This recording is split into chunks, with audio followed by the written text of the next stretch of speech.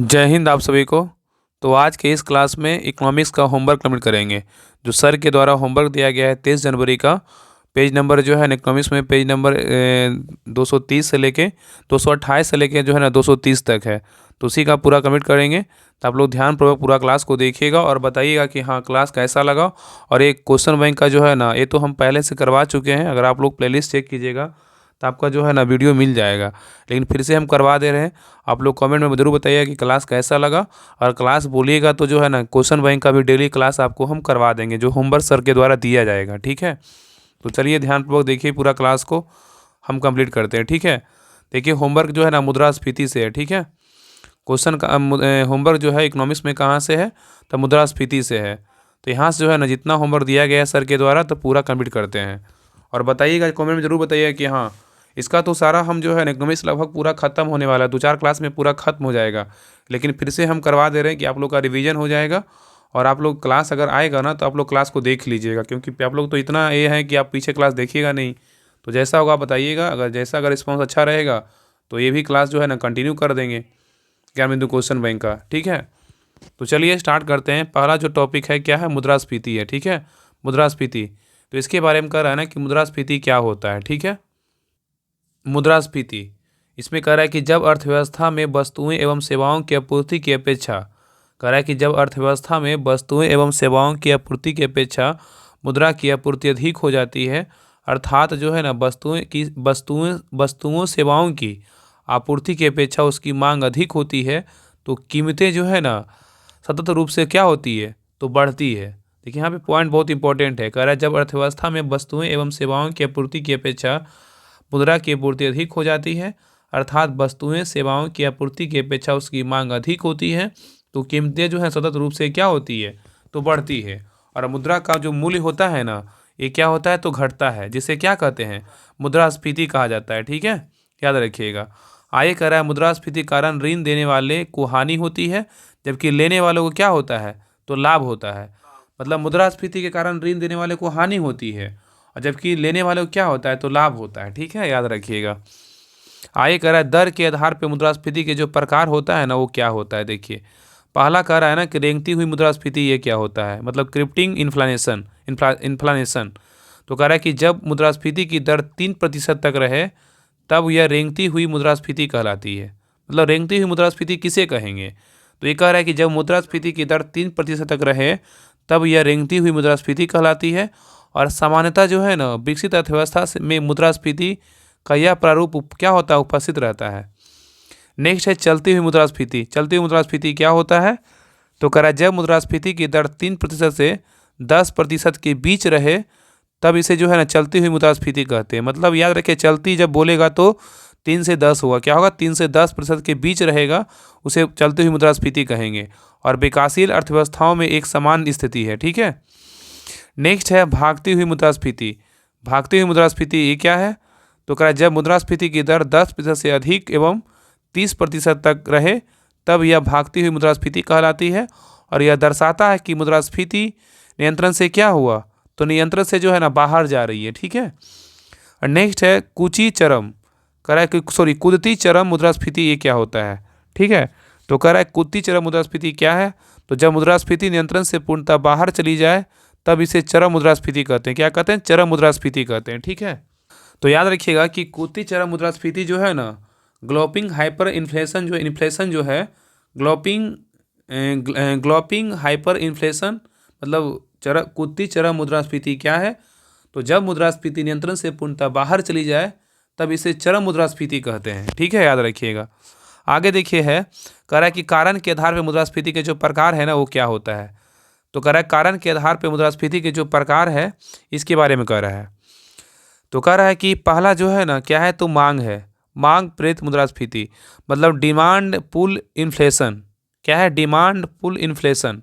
तो कह रहा है जब अर्थव्यवस्था में साधन लागत एक समान रहती है किंतु वस्तुओं एवं सेवाओं के पूर्ति की अपेक्षा उसकी मांग क्या होती है, अधिक हो जाती है, उसे जो है ना उसे मांग प्रेरित क्या है, मुद्रास्फीति कहते हैं। ठीक है, इन्फ्लेशन कहते हैं, याद रखिएगा।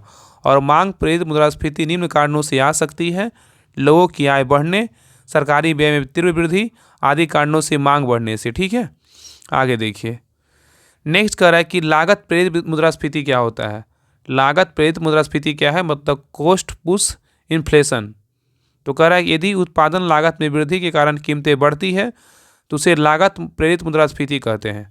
तो यहाँ कह रहा है ना, यदि उत्पादन लागत में वृद्धि के कारण कीमतें बढ़ती है तो उसे लागत प्रेरित मुद्रास्फीति कहते हैं। उदाहरण स्वरूप क्या है, यदि अंतर्राष्ट्रीय बाजार में कच्चा तेल महंगा हो जाए तब डीजल स्वतः क्या होगा, महंगा हो जाएगा, क्योंकि डीजल उत्पादन की प्रक्रिया में प्रयोग किया जाने वाला सबसे प्रमुख क्या है, तो ईंधन है। नेक्स्ट है संरचनात्मक मुद्रास्फीति, मतलब स्ट्रक्चरल इन्फ्लेशन। ये क्या होता है, यदि किसी अर्थव्यवस्था में संरचनात्मक समस्याओं के कारण उत्पन्न होती है, यदि अर्थव्यवस्था में उत्पादन पर्याप्त भी हो एवं मांग भी समान रहे, तब भी भंडारण की सुविधा में कमी, परिवहन की सुविधा में कमी इत्यादि के कारण मूल्यों में क्या होती है, बढ़ोतरी संभव है। यह है ना संरचनात्मक मुद्रास्फीति कहलाता है, याद रखिएगा। नेक्स्ट है मुद्रा संकुचन, मतलब अपस्फीति डिफ्लेशन। ये क्या होता है, मुद्रा संकुचन क्या है, इसको अपस्फीति अपस्फीति भी बोल सकते हैं।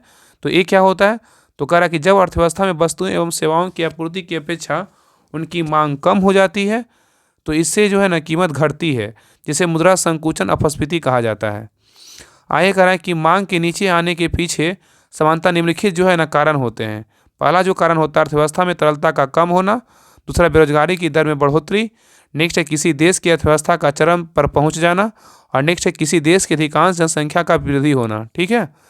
नेक्स्ट है अपस्फीति, मतलब डिसइन्फ्लेशन जो है ना, डिसइन्फ्लेशन मतलब अपस्फीति क्या है, डिसइन्फ्लेशन क्या है, इसके बारे में कह रहा है, मतलब अब अस्फीति। तो कर अब अस्फीति मुद्रास्फीति का एक रूप है। अपस्फीति में ही मूल्यों का बढ़ोतरी होती है, परंतु बढ़ोतरी के इस दर में निरंतर कमी उत्पन्न होती है। नेक्स्ट कह रहा है, अन्य शब्दों में कहा जा सकता है कि मुद्रास्फीति की गति में कमी को अपस्फीति कहते हैं। अतः यह कह सकते हैं कि अपस्फीति की प्रत्येक दशा मुद्रास्फीति की एक दशा है, परंतु मुद्रास्फीति की प्रत्येक दशा अपस्फीति की दशा नहीं है। ठीक है। नेक्स्ट कह रहा है कि मुद्रा संस्फीति क्या होता है, मतलब रिफ्लेशन क्या है। रिफ्लेशन क्या है, मतलब मुद्रा संस्फीति क्या है। तो जब अर्थव्यवस्था में मांग नीचे आती है तब वस्तुओं और सेवाओं के मूल्य में जो है निरंतर कमी उत्पन्न होती है, और यह अर्थव्यवस्था के लिए अच्छा संकेत क्या है, नहीं माना जाता है। और आगे कह रहा है कि अतः अर्थव्यवस्था में मांग को पुनः जन्म देने के उद्देश्य से एक देश का केंद्रीय बैंक ब्याज दरों में कटौती करती है एवं अतिरिक्त तरलता सुनिश्चित करती है। नेक्स्ट कह रहा है कि मांग को बढ़ावा देने के लिए देश की सरकार प्रत्यक्ष और अप्रत्यक्ष, कह रहा है कि मांग को बढ़ावा देने के लिए देश की सरकार प्रत्यक्ष एवं अप्रत्यक्ष करों में कटौती करती है, और मांग में पुनः बढ़ोतरी के कारण मूल्य फिर से ऊपर जाने लगती है, एवं इस स्थिति को संस्फीति कहते हैं। अतः संस्फीति भी क्या होती है, मुद्रास्फीति की एक दशा है। नेक्स्ट है समृद्धि रहित मुद्रास्फीति, मतलब स्टैगफ्लेशन क्या है, समृद्धि रहित मुद्रास्फीति क्या है।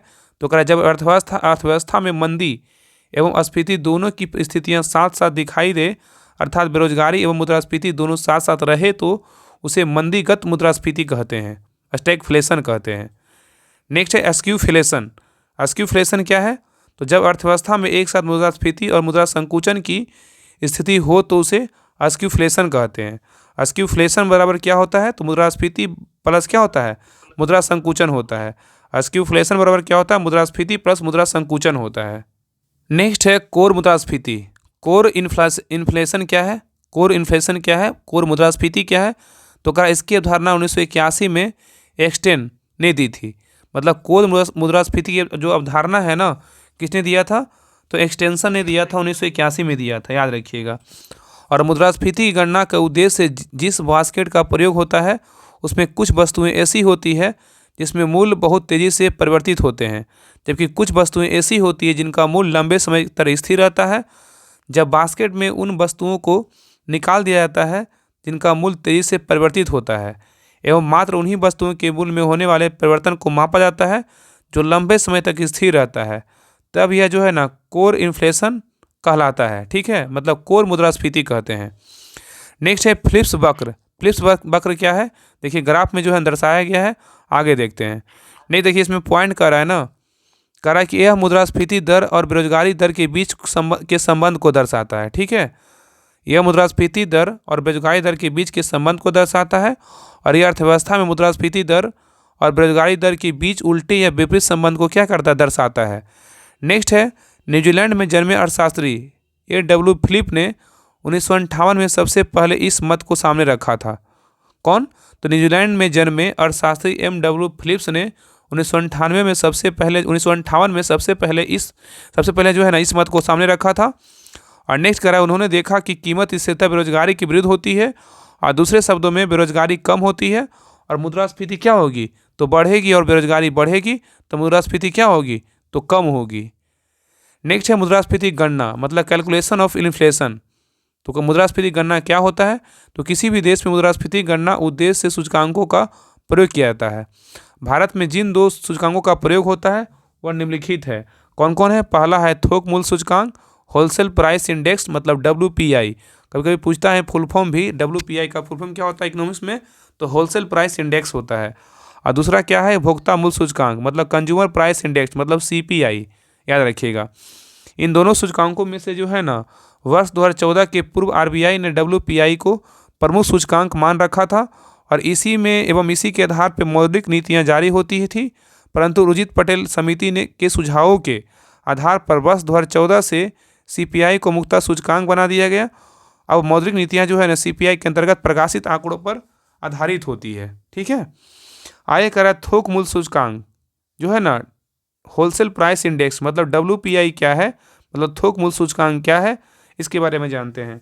तो कह रहा है WPI के अंतर्गत वस्तुओं के मूल्य में होने वाले परिवर्तन को थोक बाजार के स्तर पर मापा जाता है। इसके आंकड़े वर्तमान में प्रत्येक माह में एक बार जारी की जाती है, मतलब जारी होता है। ठीक है, और इन आंकड़ों को वाणिज्य मंत्रालय मतलब मिनिस्ट्री ऑफ कॉमर्स प्रकाशित करता है। नेक्स्ट कह रहा है कि WPI की गणना में चूंकि मूल्य से संबंधित आंकड़ों थोक बाजार के स्तर पर एकत्रित किए जाते हैं और इन्हें एकत्रित करना सरल होता है। साथ ही थोक बाजार के स्तर पर मूल्यों के संदर्भ में पूरे देश में एक समानता जो है ना देखी जा सकती है। ठीक है, चलिए आगे देखिए। नेक्स्ट कह रहा है कि WPI की गणना के अंतर्गत एक बास्केट का प्रयोग होता है जिसमें मात्र वस्तुओं को ही सम्मिलित किया गया है, अर्थात इस बास्केट में सेवाएं सम्मिलित नहीं है। इस बास्केट में कम से कम 5 वर्षों के उपरांत एवं अधिक से अधिक 10 वर्षों के भीतर संशोधित किया जाता है। वर्ष 2017 में किए गए संशोधन के अंतर्गत इस बास्केट में वर्तमान में 697 वस्तुएं क्या है, तो रखी गई है। आय कराता WPI के अंतर्गत मात्र इन्हीं 697 वस्तुओं के मूल्य में होने वाले औसत परिवर्तन को मापा जाता है, और इस बास्केट को 3 हिस्सों में जो है ना वर्गीकृत किया जाता है। पहला प्राथमिक वस्तुएं, दूसरा विनिर्मित वस्तुएं, तीसरा ईंधन और ऊर्जा इत्यादि। ठीक है, तो कह रहा कि प्राथमिक वस्तुएं के अंतर्गत वर्तमान में 117 वस्तुएं रखी गई है। प्राथमिक वस्तुएं के अंतर्गत वर्तमान में 117 वस्तुएं रखी गई है, जिसमें अनाज, फल, सब्जी, कपास, जूट, चाय इत्यादि को रखा गया है। अब विनिर्मित वस्तुएं में 564 वस्तुओं को रखा गया है, मतलब विनिर्मित बोलेगा तो 564, और जो है ना प्राथमिक बोलेगा तो 117 वस्तुएं रखा गया है, जिसमें धातु, रसायन, टीवी, फ्रिज आदि को रखा गया है। और ईंधन ऊर्जा इत्यादि वाले भाग में 16 वस्तुएं हैं, जिसमें पेट्रोलियम उत्पाद, LPG, कोयला, विद्युत इत्यादि को रखा गया है। नेक्स्ट कह रहा है कि WPI की गणना वर्तमान में आधार वर्ष क्या है, 11 से 12 है। तो कह रहा है कि WPI की गणना वर्तमान में आधार वर्ष क्या है, 11 से 12 है। नोट में कह रहा है कि वर्तमान में WPI गणना में वस्तुओं के मूल्य अप्रत्यक्ष कर के हिस्से को क्या किया गया, सम्मिलित नहीं किया जाता है। तो वर्तमान में WPI गणना में वस्तुओं के मूल्य अप्रत्यक्ष कर के हिस्से को सम्मिलित नहीं किया जाता है। ठीक है, नेक्स्ट है उपभोक्ता मूल्य सूचकांक, मतलब कंज्यूमर प्राइस इंडेक्स, मतलब CPI क्या होता है। तो कह रहा है CPI के अंतर्गत मुद्रास्फीति गणना प्रक्रिया में वस्तुओं तथा कुछ प्रमुख सेवाओं के मूल्य में परिवर्तन को खुदरा बाजार के स्तर पर मापा जाता है, क्योंकि खुदरा स्तर पर मूल्यों में अत्यधिक असमानता देखी जा सकती है और इसकी गणना के लिए आंकड़ों एकत्रित करना कठिन है। अतः CPI को 2014 से पहले अधिक महत्व नहीं दिया जाता था। प्रारंभ में CPI के अंतर्गत निम्नलिखित 4 सूचकांक प्रकाशित होते हैं।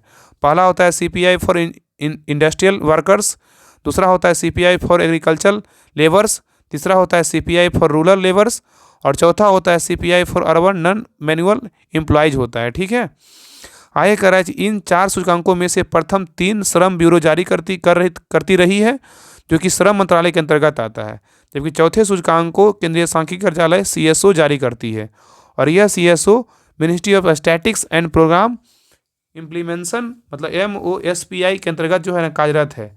इन चारों सूचकांकों में से अब मात्र पहला सूचकांक अर्थात CPI फॉर इंडस्ट्रियल वर्कर की जो है नहीं जारी किया जाता है। अन्य 3 के स्थान पर अब 3 नए सूचकांक जारी किए जाते हैं और ये नए 3 सूचकांक जो है निम्नलिखित कौन कौन है। तो पहला है CPI जो मतलब अर्बन शहरी है, दूसरा CPI जो रूरल मतलब ग्रामीण है, और तीसरा जो CPI है कंबाइंड मतलब संयुक्त है। ठीक है, आगे कह रहा है कि CPI फॉर इंडस्ट्रियल वर्कर्स की गणना के लिए आधार वर्ष 2016 रखा गया है।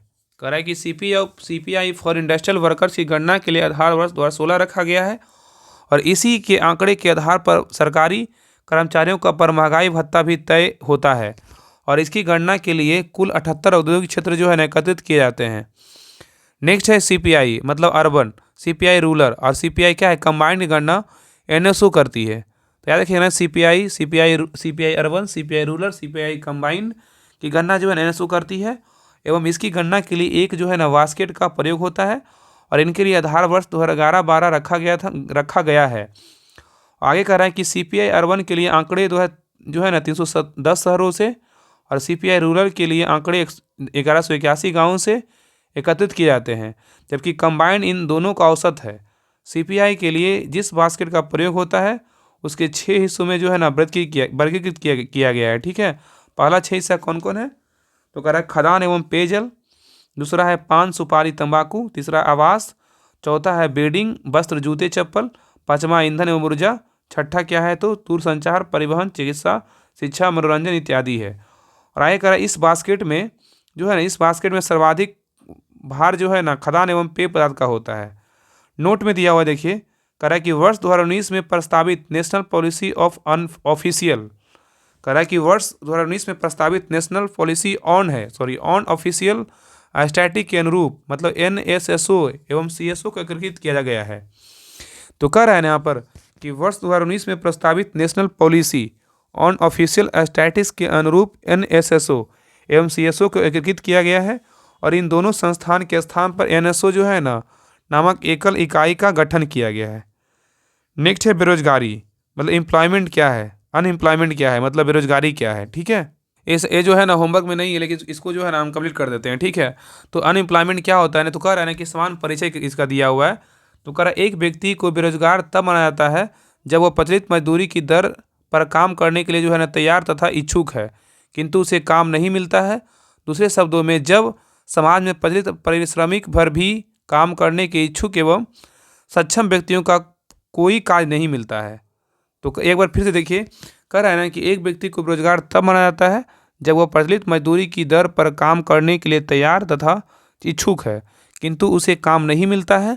दूसरे शब्दों में बोले तो जब समाज में प्रचलित पारिश्रमिक पर भी काम करने के इच्छुक एवं सक्षम व्यक्तियों को कोई कार्य नहीं मिलता, तब ऐसे व्यक्तियों को जो है ना बेरोजगार एवं तथा ऐसी समस्या को बेरोजगारी की समस्या कहा जाता है। ठीक है, असमान रूप से 15 से 59 वर्ष की आयु के वर्ग के व्यक्तियों को आर्थिक रूप से सक्रिय अर्थात कार्यशील माना जाता है। अतः अगर इस आयु वर्ग के व्यक्ति लाभदायक रूप से नियोजित नहीं है तो इन्हें बेरोजगार माना जाता है। अब बेरोजगारी के जो प्रकार होता है ना, पहला क्या है तो बेरोजगारी की 2 श्रेणियों को वर्गीकृत किया जा सकता है। एक स्वैच्छिक बेरोजगारी, एक होता है अनैच्छिक बेरोजगारी। स्वैच्छिक बेरोजगारी किसे कहेंगे, वॉलंटरी अनएम्प्लॉयमेंट। तो कह रहा है यह ऐसी स्थिति होती है जब व्यक्ति कार्य करने में सक्षम है लेकिन कार्य करने के लिए इच्छुक नहीं है, या जहां कार्य या नौकरी उपलब्ध है लेकिन लोग उसको करने के क्या है इच्छुक नहीं है, क्या होता है स्वैच्छिक बेरोजगारी कहलाता है। और नेक्स्ट है अनैच्छिक बेरोजगारी किसे कहते हैं, तो इन वॉलंटियर अनएम्प्लॉयमेंट। यह एक ऐसी स्थिति होती है जिसमें सक्षम शरीर वाले लोग नौकरी या कार्य करने के इच्छुक होते लेकिन अर्थव्यवस्था में नौकरी या कार्य की अनुपलब्धता के कारण बेरोजगार होते, मतलब नहीं हो पाता है, मतलब रोजगार नहीं मिल पाता है उसे, जो है इसके कारण क्या होता है बेरोजगारी होती है। ठीक है, तो यही तरह था होमवर्क, दोहराने दीजिए। अगले क्लास में जहाँ से होमवर्क देंगे सर वहाँ से आगे कंटिन्यू करेंगे। ठीक है।